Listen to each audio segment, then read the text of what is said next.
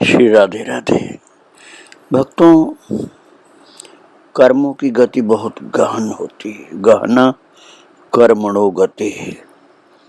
गीता जी के 4थे अध्याय में ठाकुर जी ने कहा, कर्म की गति बहुत गहन है, उसको समझना मुश्किल होता है। उसका प्रभाव बहुत अद्भुत है। कर्म का प्रभाव छिपा हुआ बीज है जो समय पर अंकुरित होता है। कुछ बीज ऐसे होते हैं जो बरसात में जमीन में होने पर भी अंकुरित नहीं होते, जैसे बथुआ। कितने बारिश हो जाए बथुआ नहीं अंकुरित होता। वो अंकुरित हो गया होगा कब?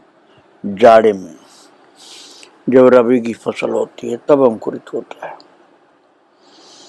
ऐसे ही कुछ कर्म ऐसे होते हैं जिनका फल क्या होगा आगे समझ में नहीं आता। समय आने पर वो अपना फल देता है। उन कर्मों में अच्छे कर्म भी हो सकते हैं और बुरे कर्म जानबूझकर या असावधानीवश भी हो सकते हैं।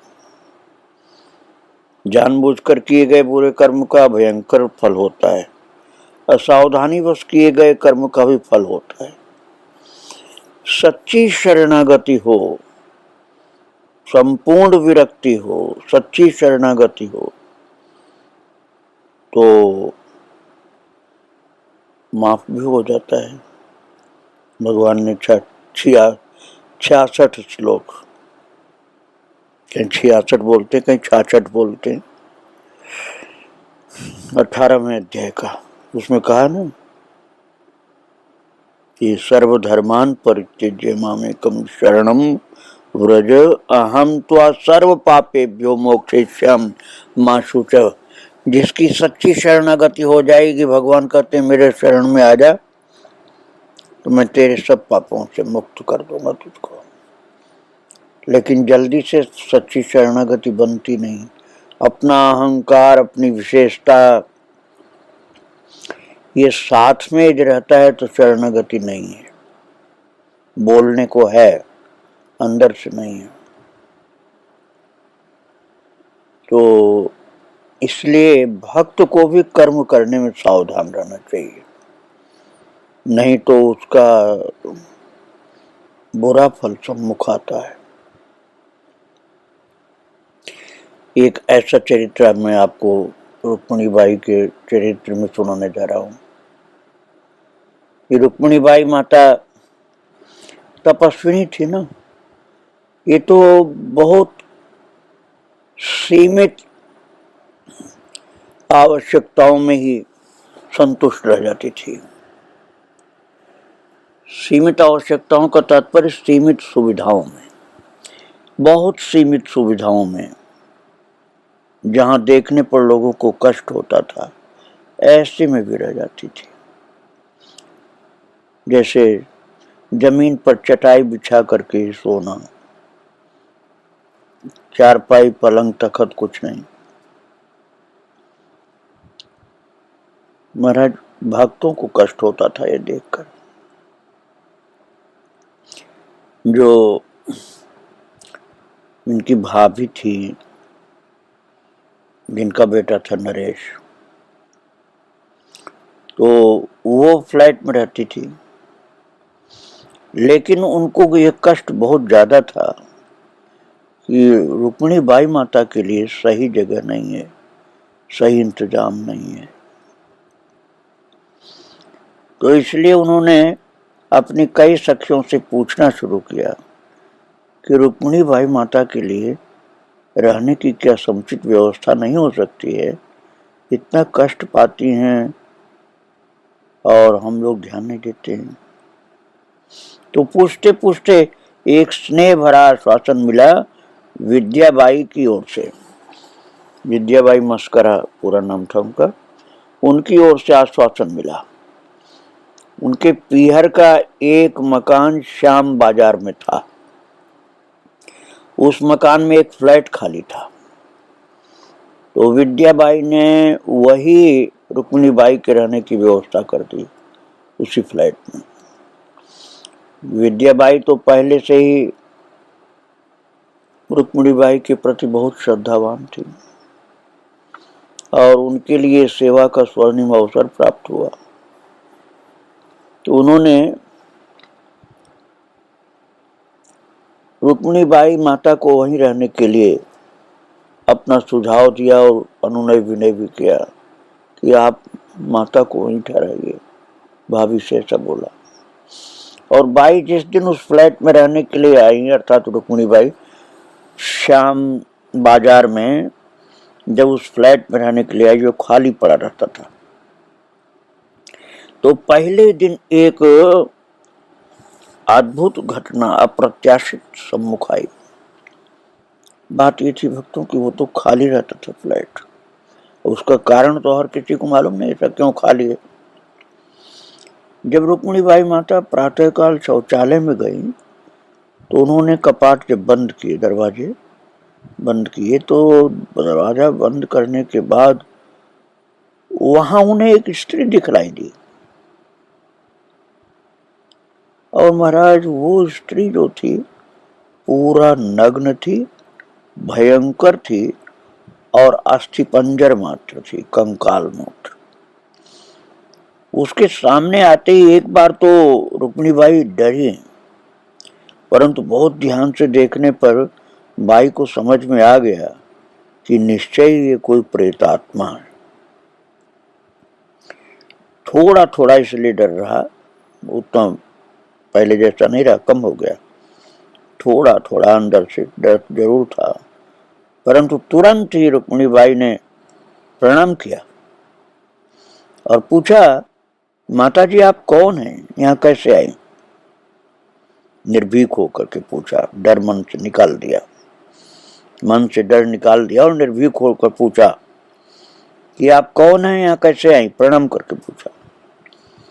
और रुक्मिणीबाई के इतना कहते ही वो अस्थिपंजर मात्र जो नग्न स्त्री थी, तब वो बोल पड़ी। उसने कहा, तुम डरो मत, मैं तुम्हारा कुछ भी नहीं बिगाड़ूंगी। उस प्रेतात्मा ने कहा, स्त्री रूपधारी जो प्रेतात्मा थी, उसने कहा कि हम लोग 8 प्रेतात्मा सामने वाले वृक्ष पर साथ साथ रहती हैं। हम लोगों के कई स्तर होते हैं, कई जातियां होती हैं। मैं निकृष्ट स्तर की प्रेतात्मा नहीं हूं। भक्तों, कई लोग कहते हैं कि प्रेतात्मा कुछ नहीं होती है, तो उनकी जानकारी के लिए ये बातें बहुत महत्वपूर्ण है। वो बता रही है, स्त्री रूप धारिणी जो प्रेतात्मा थी, उसने कहा हम लोगों के कई स्तर होते हैं, कई जातियां होती हैं। मैं निकृष्ट स्तर की प्रेतात्मा नहीं हूं जो सबको सताती रहती है, दुख देती, मारती, कूटती रहती। वो प्रेतात्मा मैं नहीं हूं। मैं पहले नहीं बोल सकती थी, तुमने मुझसे बातचीत आरंभ की, पहले तुमने कुछ पूछा, तब मैं तुमसे बात कर सकती हूँ। मैं उसी स्थान पर जाती हूँ। अब देखिए, उस प्रेतात्मा की सुंदरता कह लीजिए या सद्गुण कह लीजिए या अच्छी विशेषता कह लीजिए, जिस प्रेतात्मा से रुक्मिणी माता की बात हो रही थी, वो कह रही है कि मैं उसी जगह जाती हूँ जहाँ भजन कीर्तन पूजा पाठ सत्संग होता है। मृत्यु से पहले मैं अपने परिवार के साथ इसी फ्लैट में रहती थी। मेरी मृत्यु यही हुई। मैं नित्य गंगा स्नान करती थी। भक्त लोग सावधान हो जाइए, हम लोगों से कहाँ त्रुटि हो सकती है, ये इस चरित्र में आपको सुनने को मिलेगा। आश्चर्य की घटना सुना रही हो प्रेतात्मा।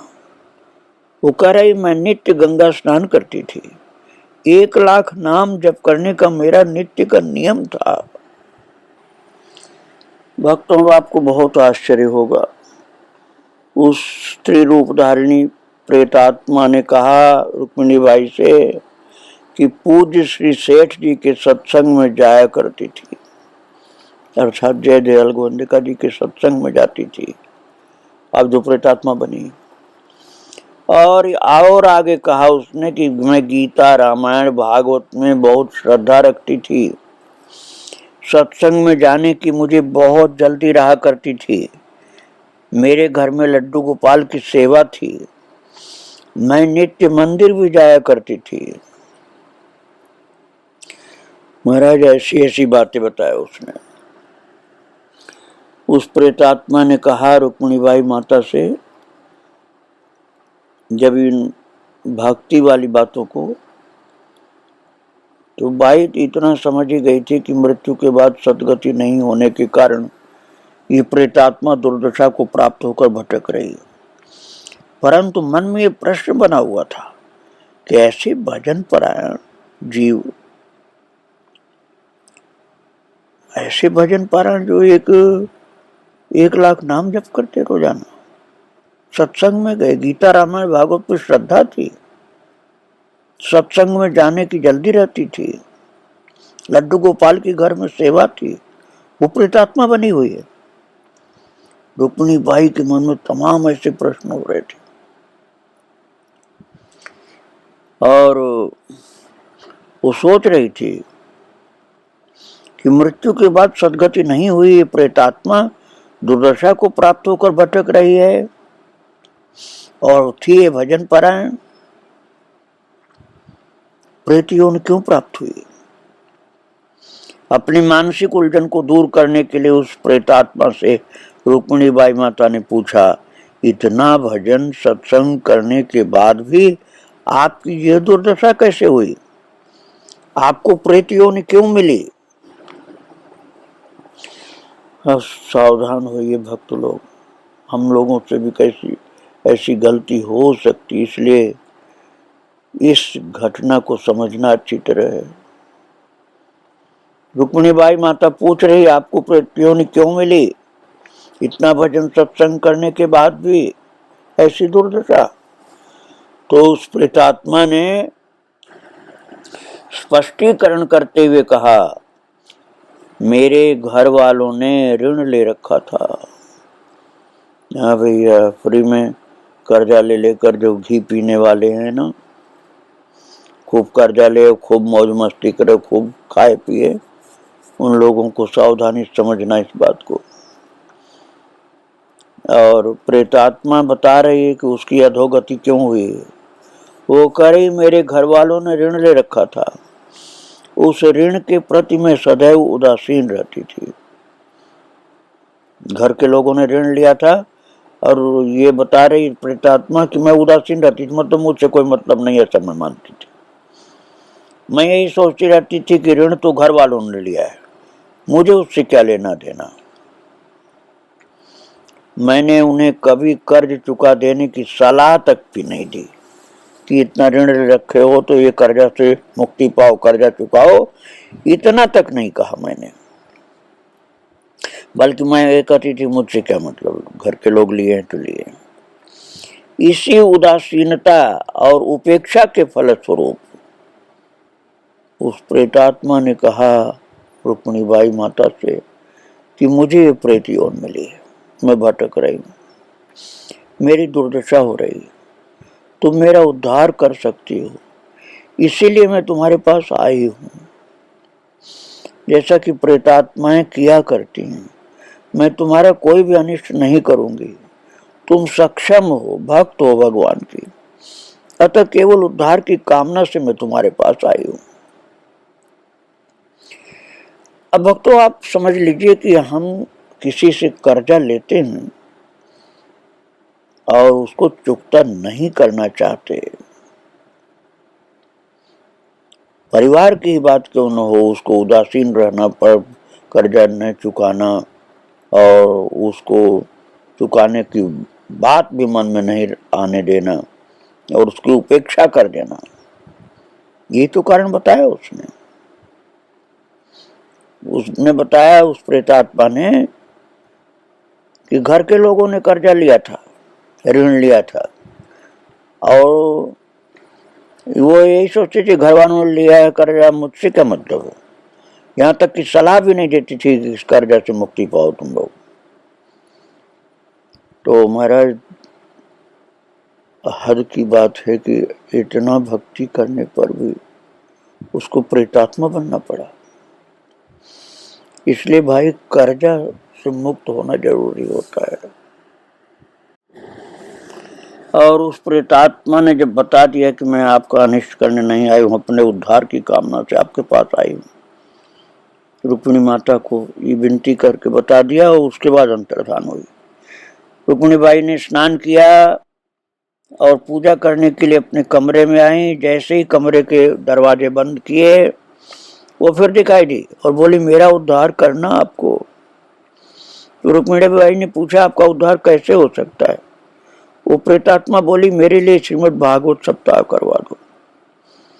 बाई ने कहा ठीक है, मैं भाभी जी से बात करके भागवत सप्ताह करवाने की चेष्टा करूंगी। भागवत का आश्वासन मिलते उस प्रेतात्मा ने कहा इस मकान की मालकिन अर्थात विद्याबाई की माता जी का कुछ मकान भाड़ा बाकी रह गया था, वो भी कर जाए।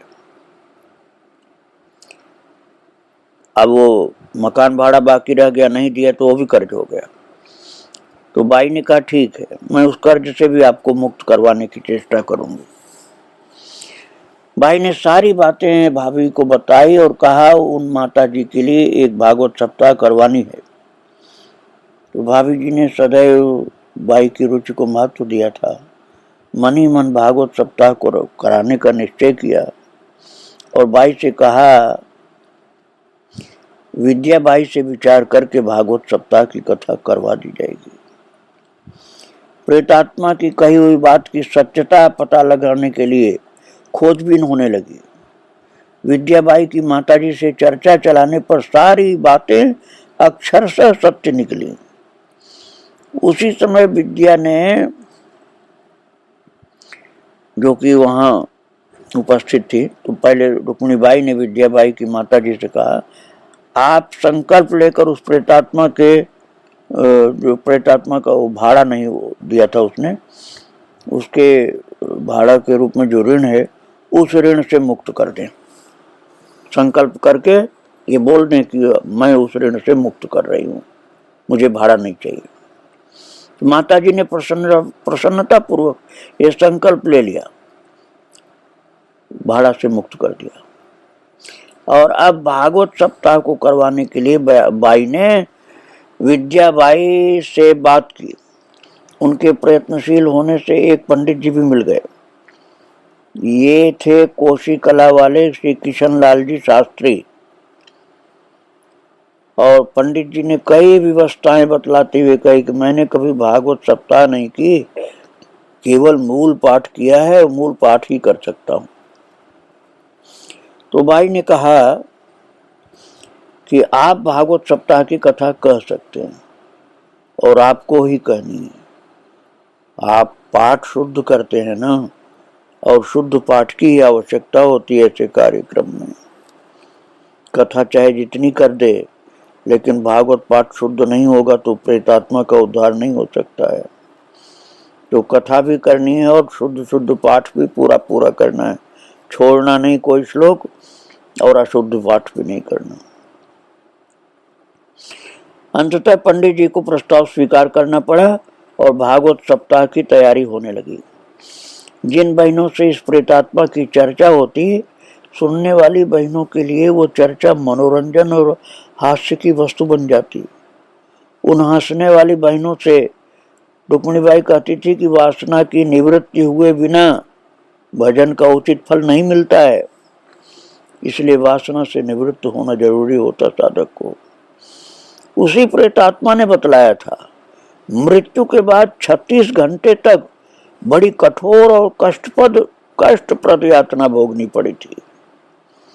यातना काल में यातना की 4 कारण बतलाए गए। अब भक्तों ये सावधानी पूर्वक समझिए। यातना काल में यातना के 4 कारण बतलाए गए। पहला था कारण, तुम्हारे मन में सदा यह विचार रहता था कि ऋण घर वालों ने लिया है, अतः मुझसे भला क्या संबंध, मुझे तो खाने पीने को खूब बढ़िया मिल ही जाता है। मैं घर की सब चीजों पर अपना अधिकार समझती थी, परंतु कर्ज के प्रति सदैव उदासीन रही। ये गलती है भक्तों। जब घर की सब चीजों पर अधिकार समझती थी तो कर्ज के प्रति भी उसको जिम्मेदारी होनी थी, लेकिन कर्ज से मुक्ति की जिम्मेदारी नहीं मानी, केवल अपने अधिकार को ही मानती थी। दूसरा कारण बतलाया, तुम्हें साड़ी पहनने का बड़ा चाव रहता था, दिन में 2-3 बार साड़ी बदलती थी, परंतु तुमने कभी किसी को एक भी साड़ी का दान नहीं दिया। तीसरा कारण बताया, तेरी पड़ोसन कई बार तेरे पास कुछ मांगने के लिए आई, वो गरीब थी, परेशान थी, और तुम्हारे घर में बहुत कुछ था, धन घर में होते हुए भी तुमने नहीं दिया और मना भी कर दिया, नहीं दिया, ना कर दिया। ये तीसरा कारण था तुम्हारे प्रेत बनने का। समझ लो भक्तों, कृपणता, कंजूसी ये जीव को प्रेत बना देता है, इसलिए मन में उदारता लानी चाहिए। चौथा कारण बताया, तुझे अपने भजन का बहुत अभिमान था, भजन का अभिमान ही तेरी दुर्दशा का कारण बन गया, क्योंकि सबको तू निकृष्ट समझती थी, अपने को बहुत ऊंचा समझती थी और सबको बिल्कुल नीचा समझती थी। इसी अहंकार के कारण जो सबका अपमान तू करती रहती थी, तो भजन का फल नहीं मिला। भजन में तो विनम्रता हो जाती है, दीनता आ जाती है, वो दीनता विनम्रता तुम में नहीं थी। तुम सबको निकृष्ट, छोटा समझती, तुच्छ समझती थी, अपने को भजन के कारण बड़े ऊंचे समझती थी। भजन के साथ वासना का अभाव, सत्कर्म के प्रति सजगता, दीनता, अभिमान शून्यता, ये बहुत आवश्यक होती है, और ये सब तुम्हारे जीवन में बिल्कुल नहीं था, इसलिए तुम प्रेत बने हो। महाराज रुक्मिणीबाई के मुख से प्रेतात्मा के कष्ट के कारणों को सुन करके बैठी हुई बहनों की चिंतन धारा बदल गई, क्योंकि इस प्रकार की गलतियां बहुत लोगों से होती हैं। इसलिए जब रुक्मिणीबाई माता ने प्रेतात्मा के कष्ट के कारण बताए, तब जो माताएं थी, बहनें थी, उनकी चिंतन धारा बदली। वे सब सोचने लगी कि ये तो मनन करने लायक जीवन की बात, सावधानी की बातें। अब बाई की रुचि के अनुसार वही श्याम बाजार वाले मकान के उसी फ्लैट में श्रीमद् भागवत सप्ताह होना निश्चित हो गया। विद्याबाई की माँ एवं विद्याबाई की बहनें सभी सक्रिय हो गईं। सारी व्यवस्था हो गई। भागवत सप्ताह की कथा सुनाने के लिए पंडित जी आसन पर विराज गए। श्रीमद् भागवत पुराण की अर्चना और आरती भक्ति सहित की गई। अब सप्ताह कथा आरंभ होने वाली थी कि बाई अपने कमरे से बाहर आई और विद्याबाई को बुलाकर बोली, आपने उन माता जी के लिए आसन लगाया कि नहीं? बाई ने आसन लगाने के लिए तो कहा था, पर उनको भूल गया था, तो भूल के कारण ये गलती हुई थी। तो रुक्मिणीबाई ने कहा कि आसन तुरंत लगाओ, आसन न देने के कारण वो प्रेतात्मा घूम रही है, व्यासासन के सामने ही उनको आसन दो। अब केवल उस प्रेतात्मा के लिए ही नहीं, बल्कि उनके साथ अन्य 7, अर्थात जो और बताया था ना उन्होंने कि 8 प्रेतात्मा हैं, तो उन 8 लोगों के लिए 8 आसन लगाए गए। किसी को कुछ दिखलाई तो नहीं पड़ रहा था, परंतु यह आभास होता था कि यहाँ कोई बैठा है। कथा आरंभ हो गई। चौथे दिन प्रेत योनि से मुक्त हुए माताजी प्रसन्न मुद्रा में। अब आप सोचिए कि 7 दिन कथा पूरी अभी नहीं हुई थी, चौथा दिन चल रहा था कथा का, और चौथे दिन प्रेत योनि से मुक्त हो गई वो माता और प्रसन्न मुद्रा में रुक्मिणीबाई के सामने आई। और आज वो नग्न नहीं थी, आज वो कंकाल मात्र नहीं थी, आज वो अच्छी सुंदरी सी थी और अच्छे परिधान में थी। अब वो भयंकर नहीं थी, सुंदर लग रही थी। प्रसन्न मुद्रा में भाई से बोली, भाई आपकी कृपा से मेरा उद्धार हो गया, मैं अब जा रही हूँ, जाने से पहले तुमसे मिलने आई हूँ, तुम्हारी कृपा से यह सब संभव हो सका है। महाराज बाई को खुली आंख से दिखलाई दिया कि प्रेत योनि से मुक्ति मिलते ही उन्हें विष्णु लोक की प्राप्ति हो गई। और महाराज ये भी समझिए आप कि इस प्राप्ति में मुख्य कारण था उनका गंगा स्नान, सत्संग, जप, ठाकुर सेवा आदि। जो असावधानियां और गलतियां हुई थी, जिसके लिए प्रेत बनी थी, उसकी उस प्रेतात्मा की मुक्ति के लिए भागवत सप्ताह थे।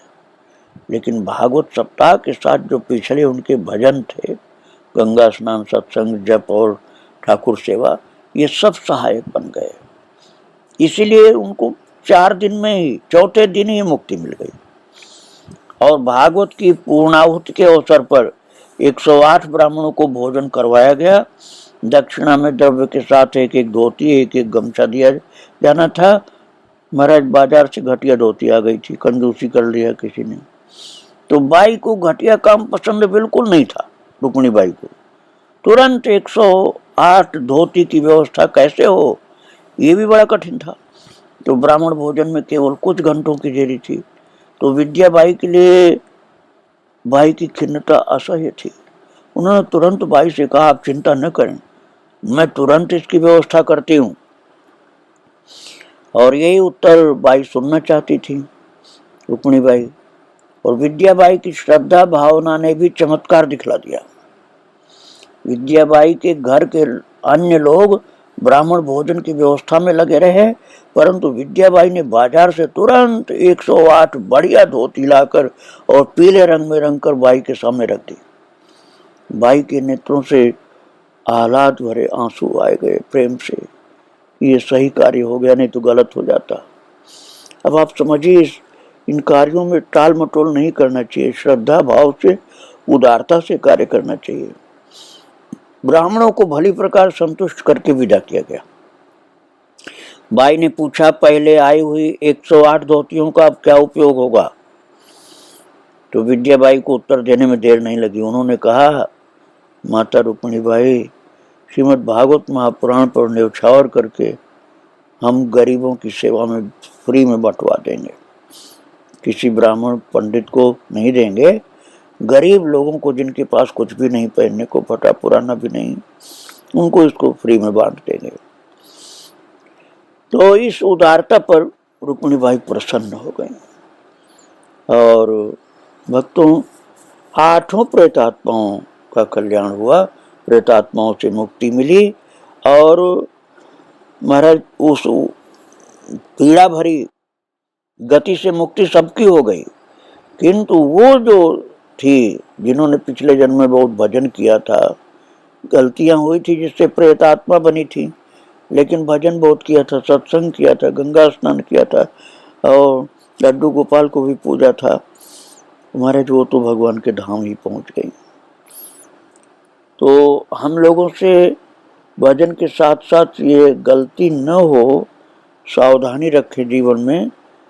इसलिए कथा मैंने आपको सुनाया, जो सच्ची घटना है रुक्मिणी बाई के जीवन की, उससे हमको शिक्षा लेनी चाहिए। आज माता के चरणों में प्रणाम करके यहीं विराम दे रहा हूँ। आगे उनके चरित्र को फिर सुनाऊंगा। श्री राधे राधे, जय श्री राधे राधे।